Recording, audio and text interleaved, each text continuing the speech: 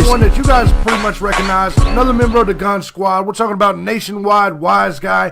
Today we're going to be speaking on all types of issues. What's going on with you, Nationwide? First and foremost, how you doing? What's going on with you, JB? Man, just chilling here.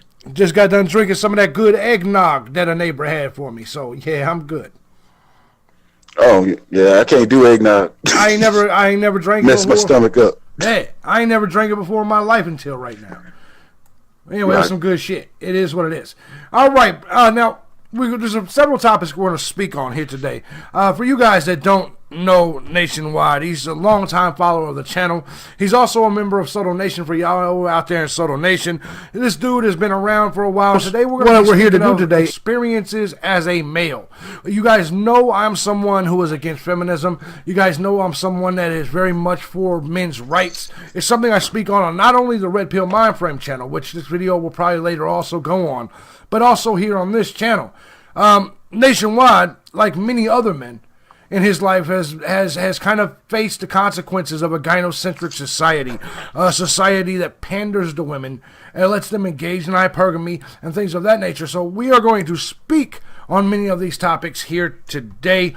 Going into this, though, let's go ahead and get the intro playing and get this motherfucker started. Y'all know what this is. This is Face to Face with JB Gunner, today's guest, Nationwide Wise Guy. Let's get the intro. Bring it back.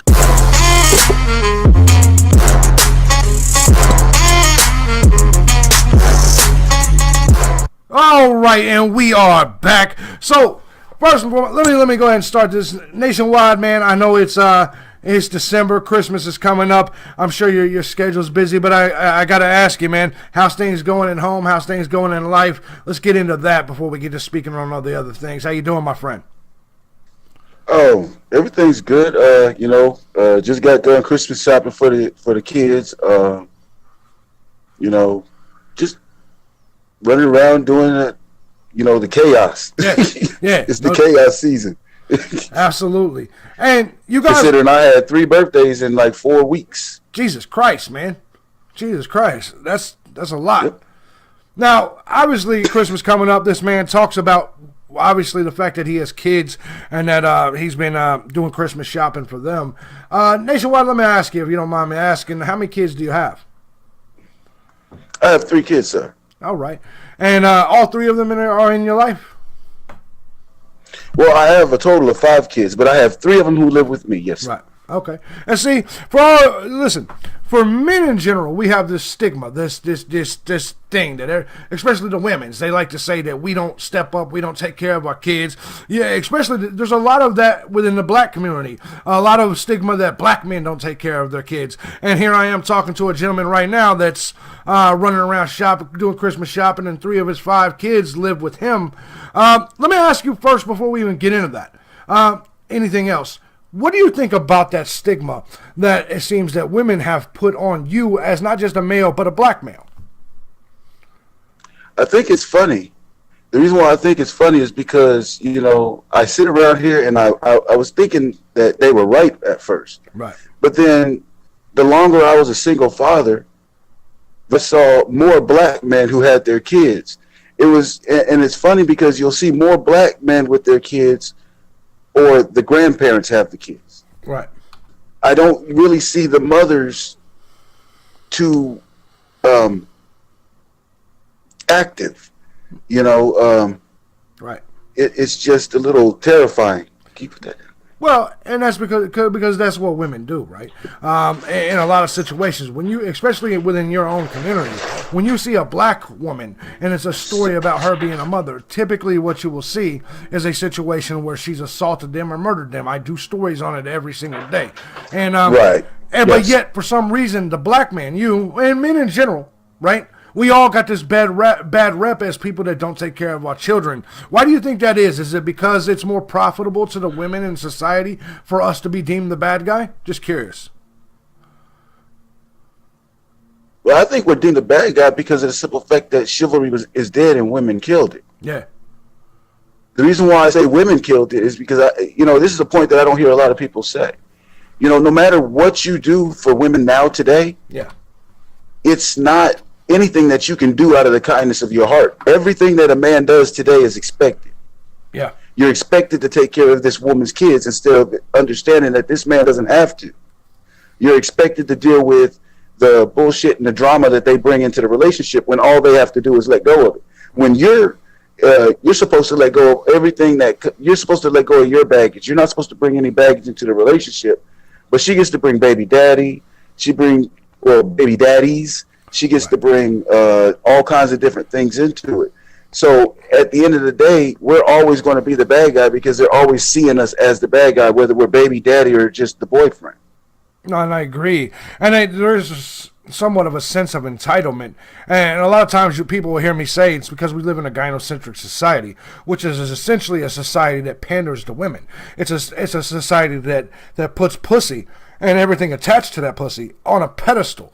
And so essentially what we have is we have these women that are told by everybody else that they're the victims. They're never the bad guys. They are, everything that happens to a woman in her life is someone else's fault. It's never that broad's fault. And so a lot of times, because we are automatically painted as that villain, and you can look at the court system. 87% of all child custody cases go to the woman. That's why I'm actually shocked to see you have custody or have your 3 kids with you. Let me ask you, how did that come about, sir?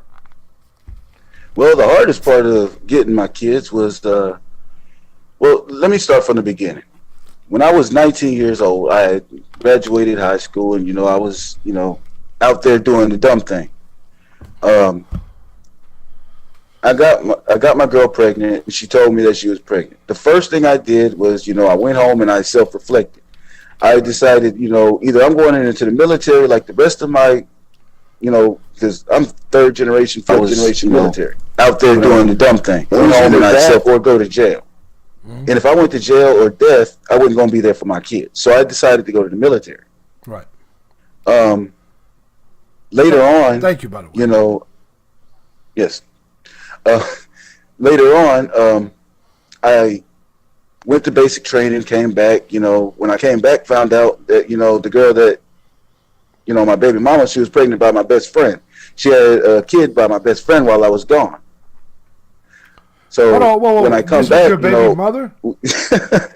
Yeah, my baby mother had a kid with my best friend while I was gone for the military.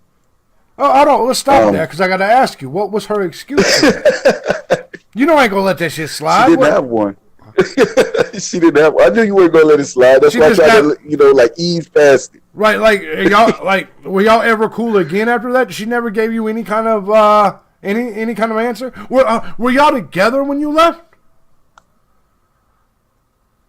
Well, when I left, my whole plan was, was to pick them up and bring them to whatever duty station I was at. Right. But before I could even get to a duty station, she was already pregnant. So, literally, you walked out the door, and she walked into your best friend's. You know where I'm going here. Yeah. So. Yeah. But y'all were supposed. She tripped, fell, and slammed and landed on it. Right. But y'all were supposed to be an item. Y'all were technically supposed to be an item, right? Well, technically, yeah. Because it was going to be a family situation. Sure. I had my dad instilled into me family. Right. That's one thing my dad instilled into me, and that's why I'm glad that my dad was here because I can't see how I would have turned out without my dad around. Right. And if it wasn't for him, I wouldn't have such a strong feeling for family. So with this chick, you only had one kid with this chick or multiple? Just one. Okay, just one. All right, so I assume this is one of the 5 that doesn't live with you. Do what? I would assume this is one of the 5 that probably doesn't live with you or that you don't have. No, this is the one that I had to get out of foster care. Oh. Okay, we're gonna elaborate more on that whole. Okay. Yeah. So you go off to the military. She slips into your friend's dick. So she never explains why that happened. No, nothing. Because the reason I say this is, once again, remember, women's like to say that you as a black man you're never there for your kids, right? Y'all just ain't shit. I'm not going to say the word that they say, but they always say the N word ain't shit when they talk about daddies, right? And so at the end of the day, let me ask you, in this situation, it seems to me that she tried to essentially, she had a situation where she could have built a family with you, but instead chose to, well, slip on your friend's dick, and that essentially at that moment it separated mommy and daddy and that firstborn child. Is that correct? Yes, that's exactly what happened.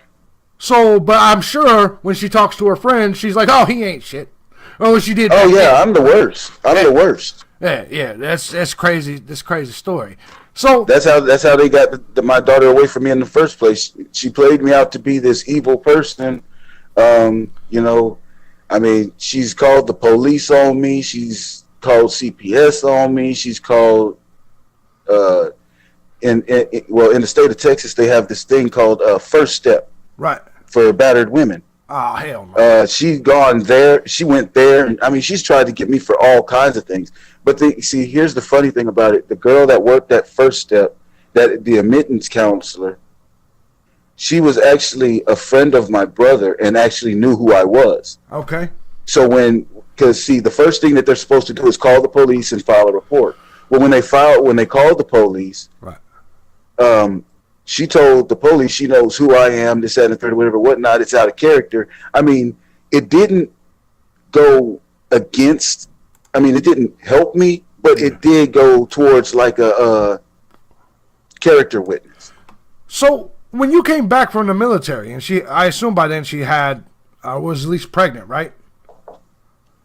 So did you did you attempt to continue the relationship or no? Well, no.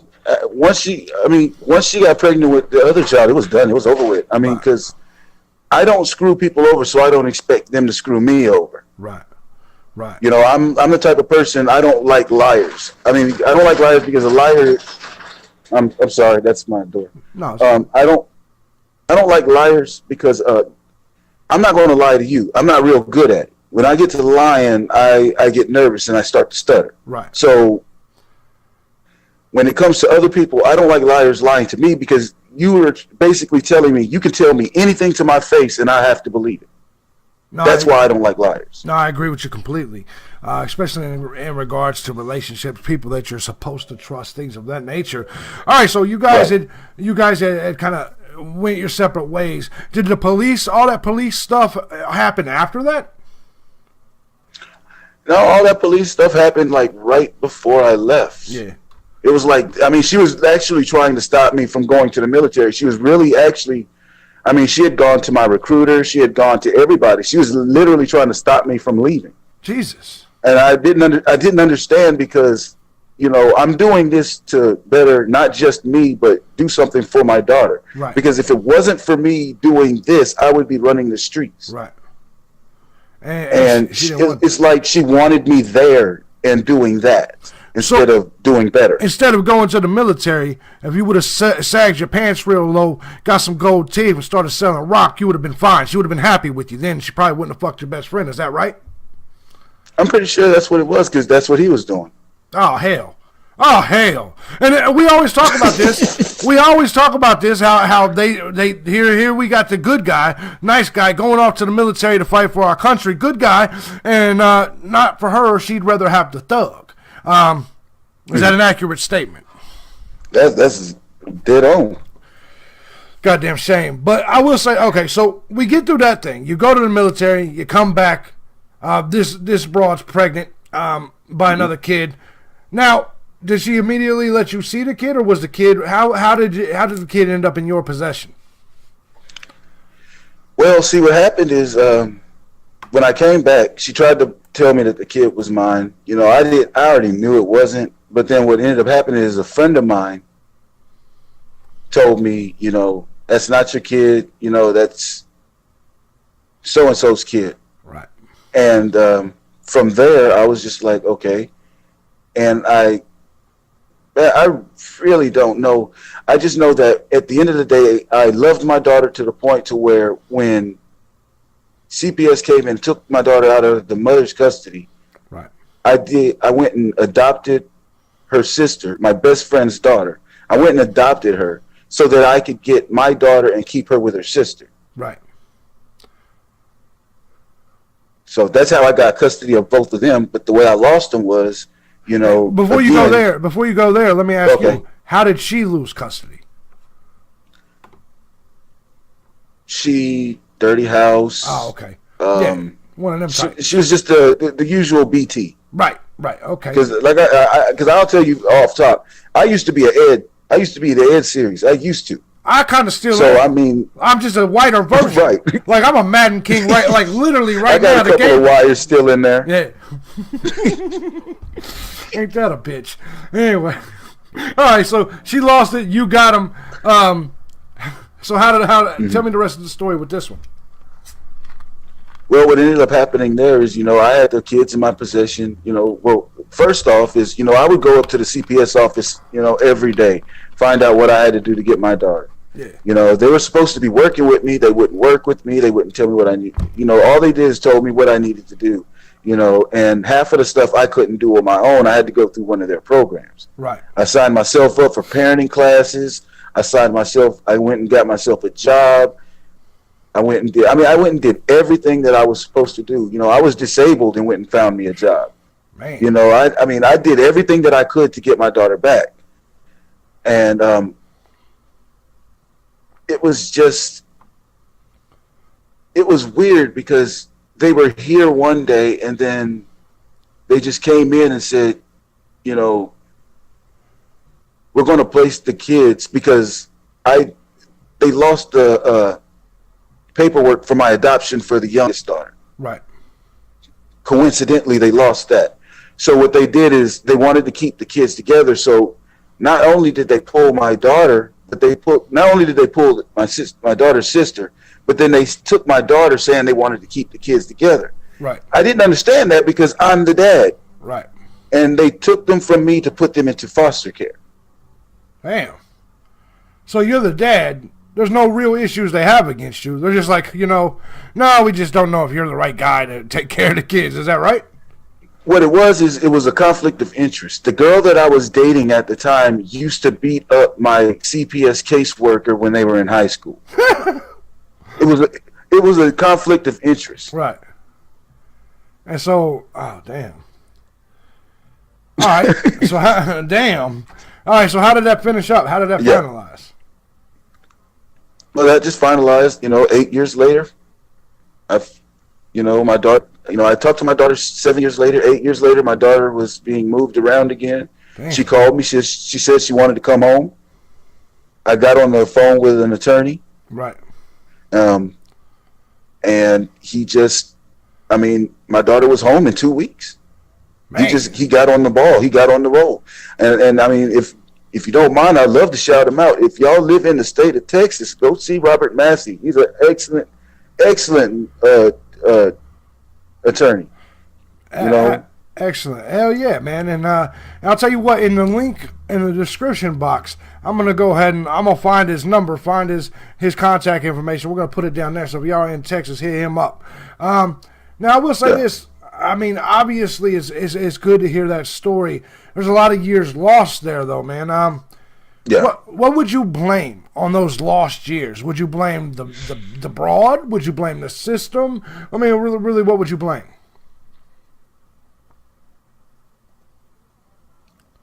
At the end of the day, it's more of a cooperation between the mother being able to say whatever she wants to and being willing to say whatever she wants to. Right.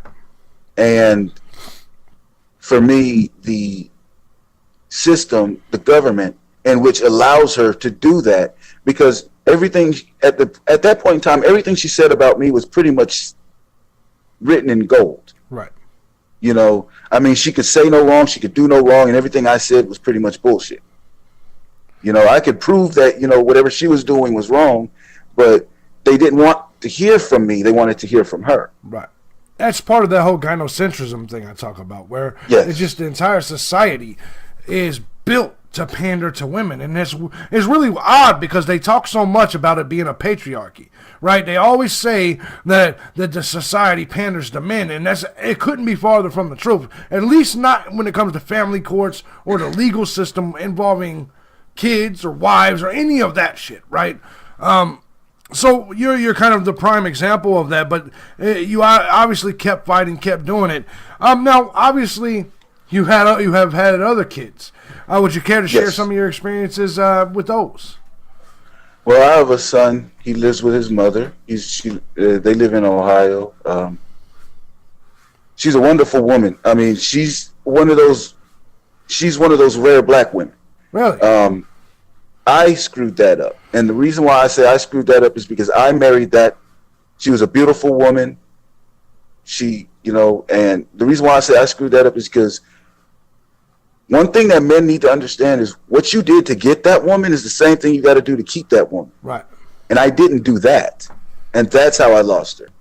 I didn't cherish her the way I cherished her when I was courting her. I didn't cherish her when I had her. That makes sense.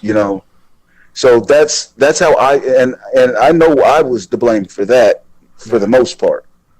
Other than family and everything else sticking in, I don't think family would have been able to get in between us if I had done what I was supposed to do instead of just doing me.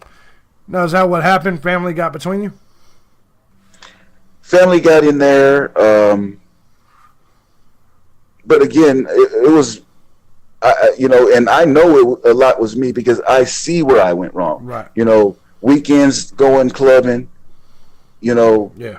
I spent my week with my wife. That's one thing I did do. But whenever I had the free time to do other things with her, I didn't. I chose to go with my cousin here or my cousin there. Right. I always I didn't put her last, but I just didn't put her first. Well, to be fair, I think that's a mistake that not only us men make, but they make as well.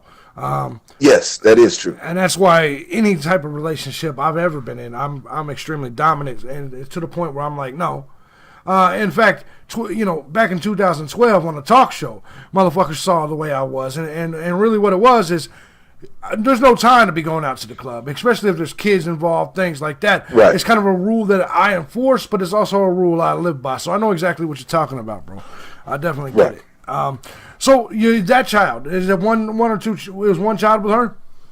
Yeah, that was just one. That was my oldest son. Yeah. So he lived with her? Yes, he lives with her. Okay. And all that relationship good? You in his life? Not really. I try to stay in touch with him as much as I can. Right. But if you want to know the one thing of fear, I mean, I don't fear anything. It's funny because I don't fear anything on this planet other than my son. Right. And it's not that I fear him. I fear what he thinks about me. Right. And it's mainly because, I've had to deal with the depression that, of my injury from the military. Right. I've had to deal with the depression of, getting divorced, you know what I'm saying? So, I mean, after a while, I just had to I had to pick myself up and, just soldier on. But at the same time, while I'm soldiering on, the more I think about it, the more I'm like, I hope he doesn't hate me. I hope he doesn't hate me. But then I talked to his mom, and she's like, he doesn't hate you. He just doesn't know you. Right. I mean, the one thing he does know about me is I was a military soldier, and he wants to be a soldier. Right. Well, let me say this to you. There's always a way to fix that type of shit, right? You know that, right? Mm-hmm. Yeah. Yeah. And I know I don't even have to say it to you. Not you. You're smart as fuck. Right. But it's never too late, man. I have children, and sometimes I go through that. There's a feeling of shame sometimes. You know what I mean? And I know that's hard. It's a hard feeling to get over. But shit, it's never too late. That's all I'm gonna say in regards to that, brother. It's pretty much the way it is. So your other three kids, what's the story? My other three kids, let's see. I have another daughter. She lives in Texas. She lives with her mother. She just graduated high school. She's doing okay. I talk to her pretty often. She's a typical teenager. She was running around, looking for work. What I like about her is, she has a sense of humor, but she's not out there doing everything that everybody else is doing. So I have to give it to her mom that she's actually keeping her reeled in as far as letting her go. Right. You know, so that's a good thing. Absolutely. You know, she she's not out there doing all that ratchet stuff, you know. Let me ask you, all your baby mothers, are they black? All of them except for the first one. Oh. Oh, yeah, the she's a hybrid. She's a mixed breed. Oh, okay. All right, gotcha. Yeah. All right. I was actually surprised to hear that. Because the rest of them so far sound legit. That first one, we're not done yet, but that first one sounded like kind of the fuck up of the group. And so I was like, I thought for sure she was going to be I thought for sure she was going to be a BT, but she's kind of a half breed, huh? Yeah, she's a half breed. Okay, all right. So the rest of your kids, same mother, different mothers. Yes. What we got? And after that daughter, I have my twins. Those are my babies. 12 years old. You've been fucking a lot, sir. Yes, I was. Yeah. What happened is I used to date primarily and mainly everybody and anything. Right. You know, when it came to females, I was black, white, Puerto Rican, yellow. I don't give a damn. I still go hard in the paint just like that, but that's just me. But see, when I was younger, I let the black chicks, and it's funny because when I hear you and Tommy talk about it, right. It's funny because that's exactly what happened. Right. I let the black chicks sit there and tell me, why are you screwing with all these other colors when us black women are right here? And then as soon as I did it, I was getting screwed left and right. You know what's funny? I'm white, and they used to tell me the same shit. I'm not bullshitting you. Like, because I grew up in the south side of Chicago, there was a period of time where all I fucked was black women, right? I mean hood black women. And they loved me because I'm the hood white dude. That, you know, I was what was exotic to them. Do you see what I'm saying? So every chick in my hood fucked me or sucked me or something. Now, what was funny is when I would, you know, go fuck a white chick or do something, you know, other than a black chick, they would be mad as fuck. How you gonna go fuck with that white girl? Bitch, I'm white. The fuck you mean? So I get it, man. But so it happened to you, and so you fell for that shit. You don't date outside your race, don't fuck outside your race, and then what? Then I ended up with my twins. Yeah. This is back when I was working for. I was in and out working for clubs. You know, I was working for one club called Laces. Yeah. And I can't remember the other one. But I was usually doing bouncer work for strip clubs. Right. So, you know. That's good shit. I met my baby mama. I met my baby mama in a strip club. That was the dumbest thing I ever did. Yeah. I was in love with a stripper. I should go ahead and drop that. What ended up happening? Right now, but go ahead. So what happened was I was sitting over there and talk, and everything was good. You know, that's where I came up with this one phrase. You know, maybe people don't change. It's maybe the mask just falls off. Yeah. Because, you know, as long as I talked to her, she was one person, but that started out later over time, you know. Right. We hooked up, you know, I did everything. I went down, we moved to Dallas. We had wonderful time. You know, it was, you know, relationship. Right. Everything was good. She got pregnant with the twins, and then all hell broke loose. You know, she moved to, you know, I mean, everything just went to shit. Once she got me to where she had me, everything just went to shit. We're talking about the twins' mother now, right? Yeah, the twins' mom, yeah. Okay, once I got her pregnant, everything went to hell. So in the beginning, before you did the thing we should never do, which is skeeting these broads, everything was great. Right. But the minute she said, nationwide, I'm pregnant, that's when she went bad? Yes.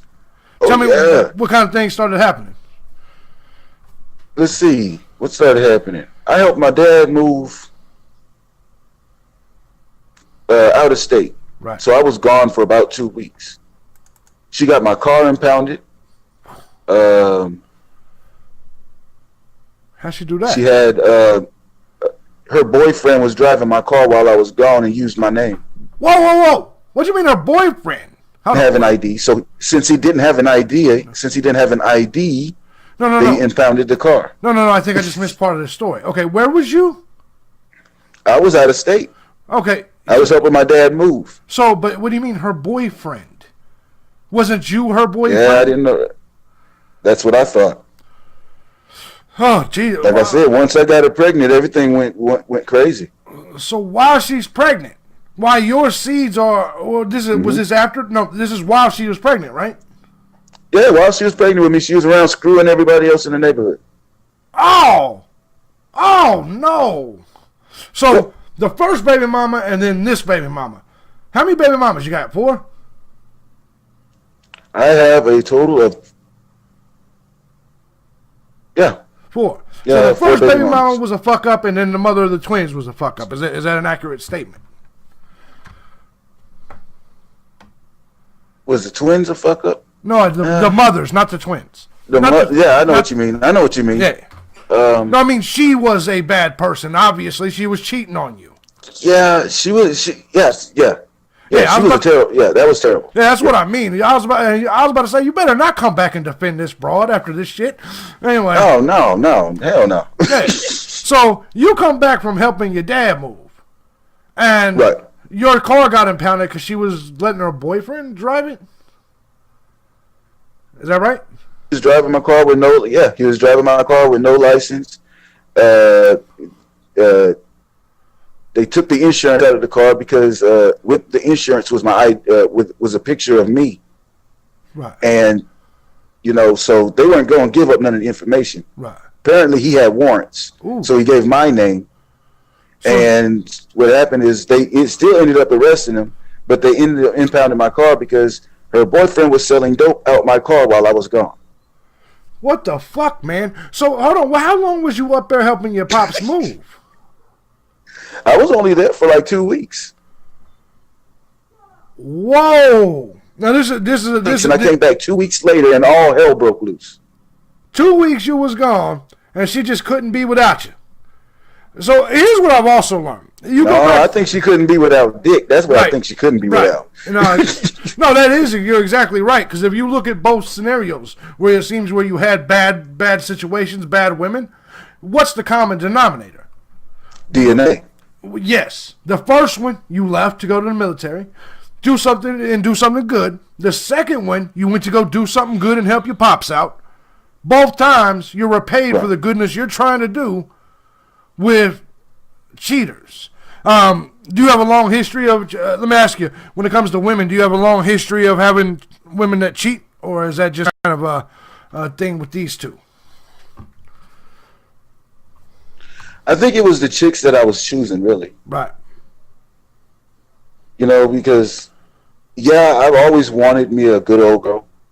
I do. I still wanted. Well, not right now. I ain't chasing shit. If you catch me, Right. You had a badass net.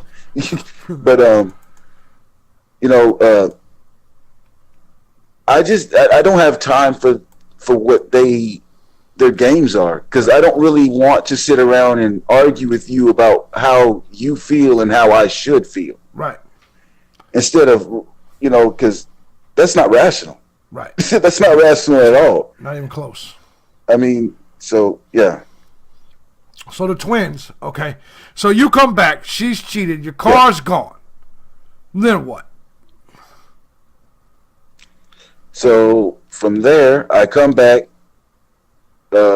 It takes me like a month and a half to find out what all happens, because of course, I know my car's gone. So I go to try and get it out. But what happens is I find out that I have almost $1,600 in tickets, and they're all from them. My license guy. You gotta understand, I'm going through all of this. Not only going through all of this and trying to find work for me and my twins, but I just got kicked out of the military for arthritis in my right hip and my back. My back is twisted. Right.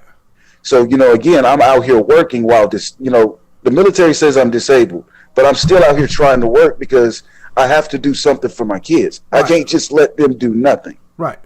So You know, let me ask you this. So when you came home after helping your dad, were you back with the chick? Did you not know? Like, what I mean is, when you came home from helping your dad, did you just come back home I thinking came everything back. was fine? Yeah, I came back. I thought everything was good. And then all of a sudden, you know, everybody started telling me, you know, as soon as you left, your girl wild out. And I was like, yeah, you know, I don't listen to the street. You know what I'm saying? Because the street will try and destroy your relationship. Right. So, you know, they were telling me, you know, while you were gone, your girl wild out, you know.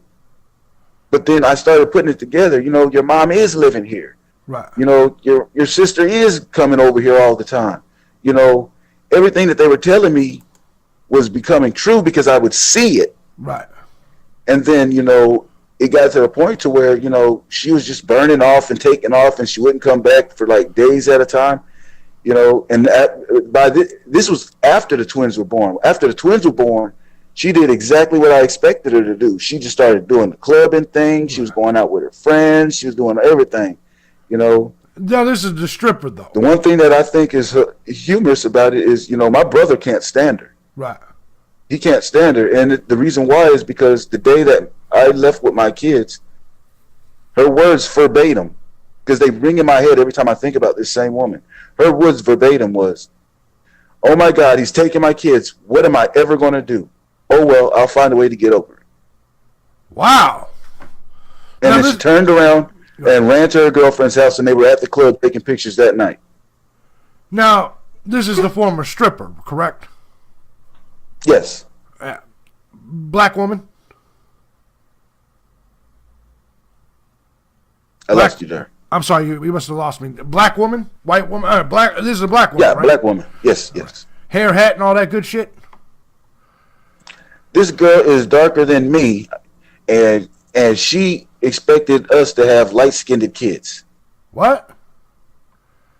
That's kind of crazy. Now, so I assume she was a hair hat. Like, I'm sure she didn't have natural hair, right? No, there's nothing natural about her. So let me ask you, how did you end up with those kids? You have them kids now, right? Yes. How Those did are you the twin. Go ahead. I just up and ran. I wasn't going to let my kids go through that. Right. I wasn't going to let them go. The last thing I could do is leave my kids there, and in good conscience think that she was going to take care of them. So she didn't try to take you to court after that? No, nothing. I packed up me and the kids in 2 diaper bags and took off. Damn. I left with 2 diaper bags. Yeah. So she didn't try to fight that at all, like through the courts or nothing? Oh, she didn't try to fight that in court until she found out that the kids were autistic, but by then I had already had full custody. You know what? And let me comment on that. I'm glad you said that. Because at first, here's what it sounds like to me. Now, I'm an outsider. I don't, obviously I'm an outsider. You took the kids, and in her head, she's like, okay, great, I can get back to hoeing now. You see what I'm saying? And then what happened is, when that autistic shit happened, and she realized, oh my God, I could get a check probably for their autism. I bet you that went through her head at least once. And so she's like, exactly what happened. I want them back now, right? Yeah, that's exactly what happened.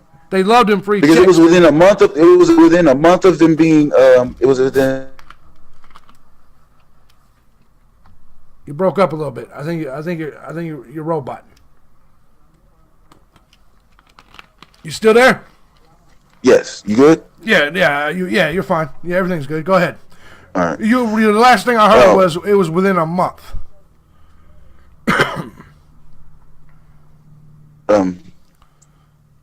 It was just like, it was like a month later after my son was diagnosed with autism. She found out, and I had to ask her if any mental illnesses ran in her family. Right. And so I got in hold of her dad because me and her dad are cool. Right. So what ended up happening is he asked her about the mom's side, because the mom and the dad weren't, So he asked about the mom's side. She asked why was he asking. Eventually, it came out that the twin, my son had been diagnosed with autism, and it was like right after that she was up here trying to take him, right. And like 2 months later she kidnapped him. Damn. She actually came and kidnapped him. Oh yeah, she actually came and kidnapped him. So she took them back. Now she used the court papers and said that by law I have to let her take the kids for a few hours for their birthday. I was like, I don't have any problem with that. Right. I'm not fighting you. You're fighting me. Right. I mean, because my thing was, at the end of the day, we have to get along because I don't want my kids seeing us fight. Right. So what ended up happening is she said, okay, we're just going to run to Chuck E. Cheese. She ran to Dallas, and I didn't see my kids for another month and a half. I had to go and get like all the court papers, and that's when I had to run right back to my man, Robert Massey. That's why I say excellent lawyer, excellent attorney. Absolutely. So, like, the police didn't, I assume you just didn't file any kind of charges, no nothing like that. And so there was no legal repercussions to her for kidnapping. No, there was, I went through the courts. We filed for everything. We even filed for kidnapping. The court said that there was no kidnapping. Mother slapped her on the hand and just told her, don't do it again. You can't. No, the fuck on. As a dad, if you would have did that same shit, there would have been Amber Alerts all over the place and your ass may have got shot. Yes. And I'm the one with full custody. I have custody. I had the papers. I had the court documents and everything. Right. She only had visitation. Right. Which most of us men know that's like every couple weeks. You know what I'm saying? Yes. Yes. So once you got the kids back, they're back with you now. Any further incidents, or is she part of their life now? Everything's been peaceful as far as, that, because I keep if the baby mamas want to deal with anything, they can deal with the kids. They don't deal with me. Right. You want to talk to somebody, you talk to them. You don't have to talk to me. Right. They're old enough for you to talk to them now. Don't promise them nothing you can't give them, and don't try and talk them out of leaving here because you screwed that up, because my son trusts nobody. After he was kidnapped, and, again, you got to understand, you kidnapped an autistic child away from the only thing he's ever known as a constant. Which anybody that has ever dealt with autistic kids, they know that is a no-no for them. Right. Like they pretty much thrive on repetition. There's certain shit that they just for them that repetition is their comfort. Does that make sense? Yes. I mean, this is 8 years later, and my son still won't go with anybody. Jesus. He doesn't like to leave with anybody. Jesus, man. If I'm not going, he doesn't want to go anywhere. Because he always looks at me and he says, are you leaving? And I'll be like, no, I'm not going anywhere. I'll be right here. Right. And all this because she decided she wanted to play mother, at least for that period of time. Yes. But they're, according to them, the most nurturing mothers in the world. I tend to agree with Tommy, who says they're the worst stewards of children on the planet. I agree with that statement. Not giving white bitches a pass, because there's some bad mothers that are white bitches too. So don't get that shit twisted. You know what I mean? Right. So sounds to me like you went through the ringer with some of these women. At least you got a couple good ones. It sounded like though. Civil ones. It sounded like. Right. I mean that's 50. You're shooting at 50%. I just had to get out of Texas. I think Texas is crazy. Hey. I think Texas is crazy. Oh, you're out of Texas now. Oh, yeah, I got out of Texas. Oh, yeah. I'm in Florida. That's why I told you. I'm waiting on you to come back to Florida at least for a visit or something. Really? Really? That's what I said. I'm gonna try and catch you at the border with a 6-pack. Yeah, no doubt about it. No doubt about it. No doubt about it. Anyways, hell yeah. What region of Florida are you in? I'm actually up near Alabama. Okay, so you're in the Panhandle. Yeah. Yes, sir. Yeah. I actually hiked that area on the Florida Trail before. Pretty nice shit. Oh, shit, I done fucked up the screen. Okay. Yeah, I don't know what happened there. All of a sudden, you looked like you had a mountain behind you. I was like, where's this motherfucker at? Anyways, I don't know what the hell happened. Anyway, so, one of the things that we talk about a lot on this channel and other channels is the system itself and how typically it's kind of centric and panders to the women. It sounds like in your case that there wasn't a whole lot of... You made the smart choices and you got at least 3 of your 5 with you. And you didn't seem... At least on your end, it sounded like you got some of the right decisions to happen for you. But it sounded like you had to go through a lot of bullshit in order to get that to happen. For most men, would you agree that even if we want, for most of us men, the ability to get 3 out of the 5 of our children is pretty much obsolete? We don't get that opportunity. Well, what it is one thing that I learned, and this is one thing that I want to push out. This is one thing that I really want to push out. Men, you have to hear me. Hear me when I tell you this. Preemptive strikes. Preemptive strikes. Yeah. If you think something is coming, get ready for it. When it came down to it, that's why when it came to my kids, I got custody of them first, because I knew as soon as she found out about the autism, she was going to try and get it. Yeah. The doctors, as a matter of fact, as soon as the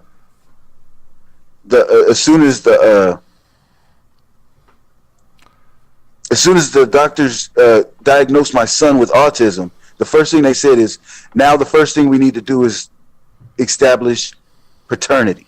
Right.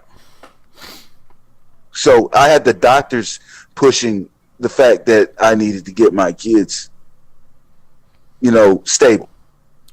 So I mean, you just got to, I mean, because they're always, I mean, when it comes to women, they're always thinking, they're always doing something. Right. Well, it's because they're always scared. And for you to, the only way to combat that is to be it. No, you actually nailed it. I actually think that women, I think they're constantly, and that's why I think they're also so hypergamous, and they always have plan Bs. Like, bitches, to me, like, I can't trust them. Like, I don't believe I can trust them. Even, I don't care what they say. Right. Because even if they're not doing the actions that necessarily show they have a plan B, they are dropping little things, little kind of nuggets to still set up that plan B. One of those things could be just simple things like Facebook statuses to bring in attention of other men, things of that nature. Women are constantly looking for a plan B. They're thinking 2 steps ahead, and us dudes, most dudes tend to not do that. They tend to be very simple. And when a woman tells them that she loves them, they're like, "Oh, I believe you, baby." It takes a while to gain that cynical, that disbelief, if that makes sense. And so, too many men fall victim to their fuckery. Well, see, what I've found out, what I've learned is, there's a difference between a single man and a man in a relationship. Right. A man in a relationship, once he gets in a relationship and he's truly in that relationship, not just a dude that's fucking a chick, a man that's in a relationship. Yeah. If he's in a relationship, he's not worried about what's going on outside. Nope. He's worried about he's worried about his household. He's worried about his family. He's worried about, yes, exactly. He's worried about his kingdom, everything that comes with it. Exactly. And here's the thing. Go ahead. And one thing that I've always told people is this, okay, let's just think about it like this. How many kingdoms have fallen at the hands of a self-righteous queen? No, I agree. I agree completely. And to touch on that a little bit, I personally, and I've been saying this for over a year, actually a lot longer than this, is that women are very surface. What I mean is their love is it's on the surface. Once you get past that surface a little bit, it's hollow. Men, on the other hand, we are the same people that are not only will we, but we're expected to die for the people we love, sacrifice for the people we love. Mm-hmm. No one expects a woman to sacrifice or die for the women that they love, and I'm going to tell you why. Because they're not historically known to do so. It's men that's historically known to give up their life, their money, their everything, freedom, everything for a woman and their child and their kingdom. Women are not expected to do that, so they don't do that. And they're very, very much so. You're roboting a little bit. Huh? I'm roboting? Yeah, you're botting a bit. Okay. I don't know if you can hear me now. Let's see here. Yeah, there you go. Okay. All right. So basically what it is women love on the surface. Us men love more in depth, and I've always believed that. And that's why we're suckers for love a lot of times, and that's why we end up losing our lives and everything else to go along with it, while the women just jump from the to the next dick. So exactly. I mean, like I was talking to Eden, because I talk to Eden a bunch now. Right. I was talking to Eden, and I was like, it's funny how like you were saying, they love surfacely, and I say we love deep, they love surfacely. Right. The reason why I say it like that is because, again, at the end of the day, it's not even that we're expected to do it. A man will try to work a relationship out. He'll do whatever he has to do to work a relationship out. Yep. A woman, once she's tired, she's not even going to tell you she's tired. She's not. I mean, all she's got to do is get bored with you. She can love you with all of her heart, but if she's bored with you, right, she'll move on. And that's a sad thing, because and that's the bad thing about it. Just because you're bored with somebody, you move on, and then that's why when you get with this other dude and get shit on, now you want to come back over here where the door's not open no more. Yeah. No, and that's exactly how it works, and that's why women tend to always end up back in relationships, because what happens is they do get bored, and then they leave, and they realize the grass ain't greener, so they try to come back. And a lot of times us dudes are simps. We'll accept that shit. I'll give you a prime example. When I left my wife, my ex-wife, I went back for 4 days, and look what the fuck happened to me. Lost everything, all because I very simpishly was like, maybe we can give this another chance. She was like, I'll get you to where you want to go, which at that time we were planning to go back to Florida, all those things. And I said, you know what? Mm-hmm. Let me go ahead and bring the bitch back and maybe profitable. But you saw what the fuck happened, and it was not good. It was not good. So, that's what us as men are the problems, though, because we accept that shit back, knowing that these women are treacherous. We accept that shit back, and it's ridiculous, and I think it's a continued problem. With all that being said, you want to know what the problem is? The problem is that men aren't fighting for men's rights. Right. You have men who get screwed over, and then they'll turn to the fight. You don't see the difference between men and women is women don't have to deal with the issue to join the fight. The only time a man will join the fight is when it happens to them. Yep. No, I agree. Well, and here's kind of why I think that is. I think men are born pre-cucked. They're born pre-simped. Like, what I mean is, through our upbringing, we are taught that life is supposed to be a certain way. And we're almost indoctrinated as a youngster that it's women that are oppressed, and it's women that's rights aren't met. And so when we see men, and we hear, back in this time period, when we saw men complain about men's rights, we didn't believe it. Like, we were like, fuck that. No, we've been taught our whole life that it's women that don't have the rights. And so what happens with us men a lot of times is we got to experience it. And then we're like, holy fuck, we really don't have rights. There's something wrong here. And I think that's the problem, is men have to see something to believe it. Whereas women, they're emotional creatures. You can just tell them some shit, and they're like, okay, I'm in. You know what I'm saying? Yeah.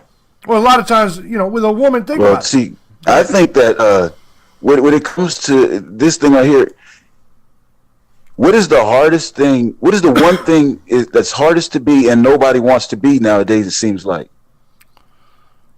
Loyal. A man. Oh, yeah. That's a man. Yeah. Oh, no question. The laws are so structured for women, right, and the gay community. You have to think about it.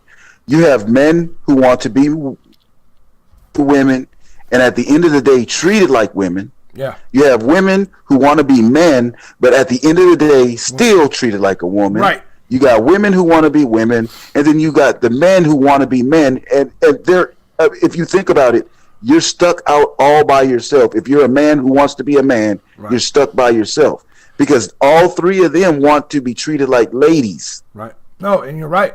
And what do they call us? Toxic. us men that just want to be fucking men, we're toxic. And that's an unfortunate thing. And I do agree with you. I think, Right. Here's what I think. I think that a straight male, particularly even conservative male, may be the most hated individual on the planet. And that's weird. That's weird to me. Like, I never thought that would ever be the case.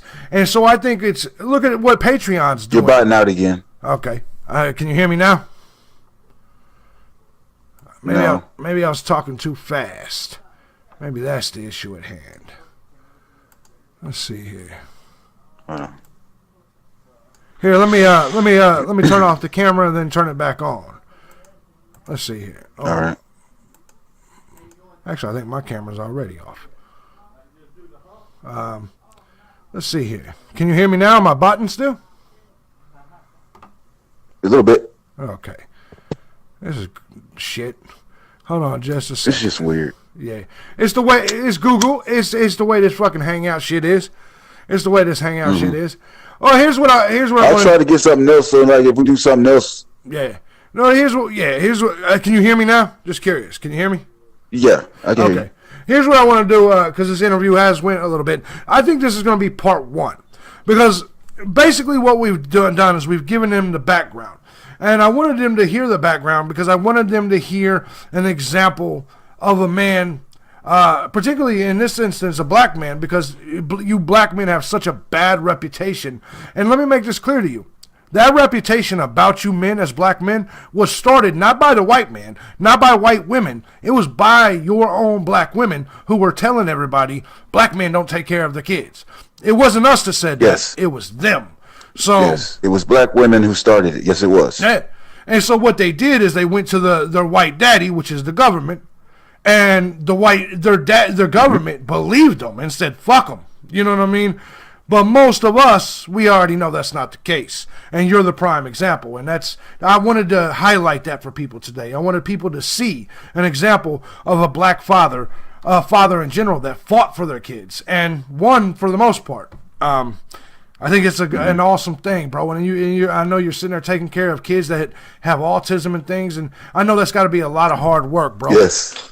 Let me ask you, and I hate to bring that up. I hate to even touch on that. But let me ask you. You raised other kids. Now, when it comes to the twins or when it comes to the autism, what before we close up this part one of the interview, what would you say is the hardest aspect of raising children with that type of mental instability?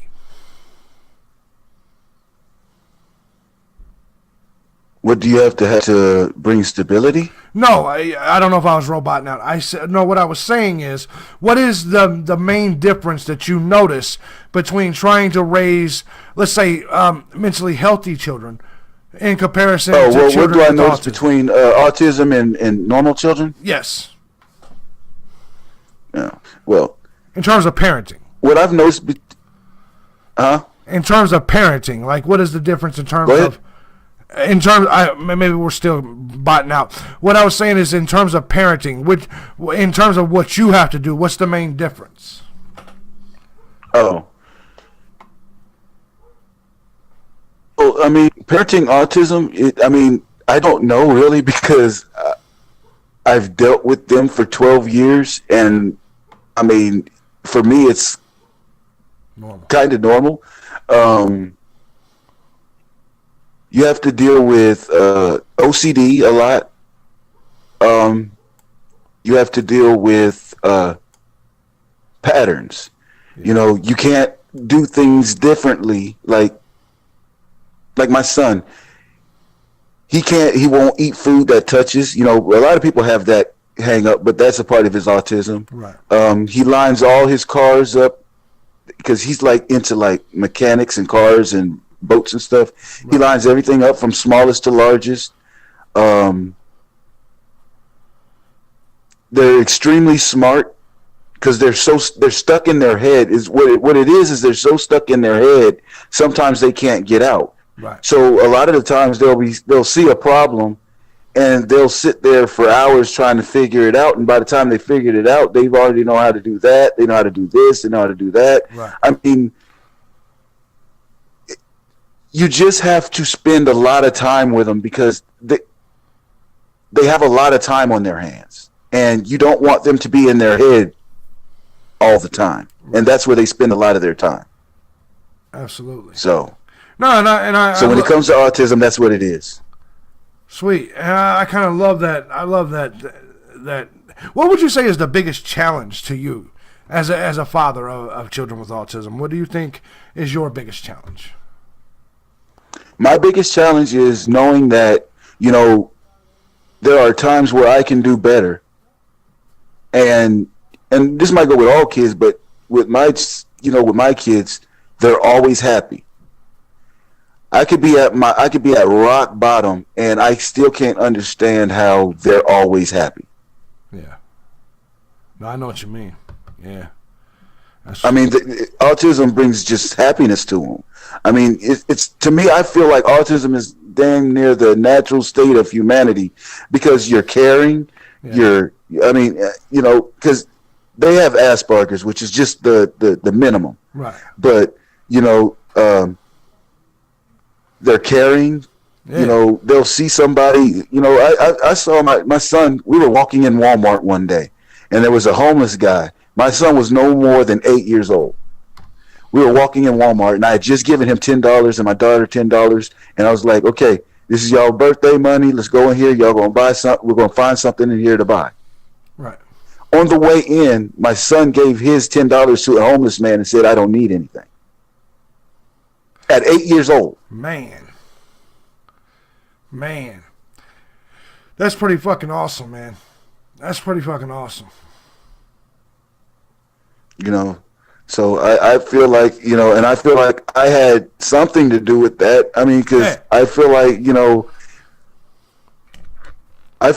when I show kindness, they see it. So they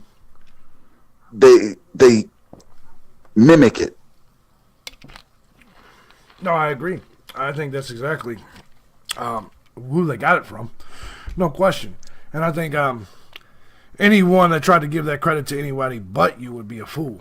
So what we're gonna do is this is gonna be part one, and so in this part one of this interview, and we'll do part two at another time. What they got is your background, and what I wanted to, like I said, what I wanted to show them was an example of a father fighting for their children.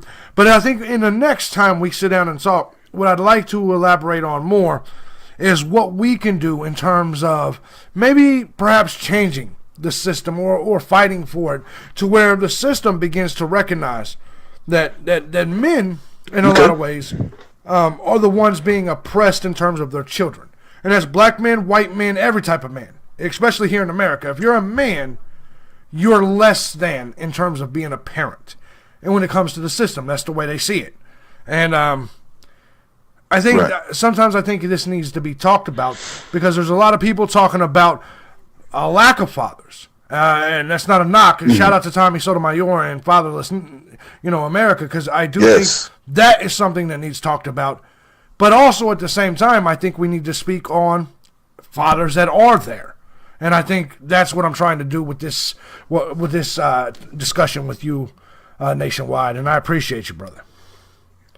Thank you, sir. No problem. Any final words before we end this first portion of the interview? We'll come back on another date and go ahead and talk a little bit more about it. I didn't expect this one to go quite this long, but sometimes when I'm talking to you, it's like just talking to one of my friends, man. So it's hard you lose track of time, man. So, any final words? I felt the same way. Yeah. Only final words that I have is Wise Guy SN Gun Squad. I'm going to start posting a lot more of my stories on there. Right now, I was just waiting on doing this with JB because I wanted most of it to come out with him. Then I was going to just, fill in the blanks. Absolutely. A lot of my channel is going to be talking about fathers' rights. A lot of my channel is going to be just conversations about things that get on, that people need to talk about. I want to have big gaming stuff. I want to have stuff there with me and a friend of mine, ABG. Okay. And hopefully we'll get some more stuff going with JB Gunner over here. Absolutely. So make sure you guys go subscribe to his channel. I'm going to put that in the description box because he has been, he's decided he's going to come out and start YouTubing, which I'm excited to see that shit, man. I think that's really cool. Yes. I think that's really cool. All right, guys. With that being said, we're going to go ahead and we're going to end this one. I appreciate you guys stopping by. In the comment section, make sure you guys go down there and show Nationwide some love. Go subscribe to his channel. Good dude. He's a pristine example of what a father should be, and I think that's what we should focus on in this series. Not the lack of fathers anymore. I think we should focus on the dads that are dads. And so I thank him for stopping by. I thank you so much for stopping by, Nationwide. And with that being... Oh, anytime. Oh, no doubt. And if you guys out there, if you guys like what we do here and you want to support the channel, by all means, hit those links down below. Feel free to do so. And with that being said, we'll see you in the next episode. We are going to start doing this. These are the face-to-face series. And today was my first episode, and it is with Nationwide Wise Guy. We'll see you guys in the next video. One of the services you provide is giving people something to talk about. Let them talk. It makes them happy, makes them feel good. They don't believe half the shit they say. People want to talk. It's fun to talk.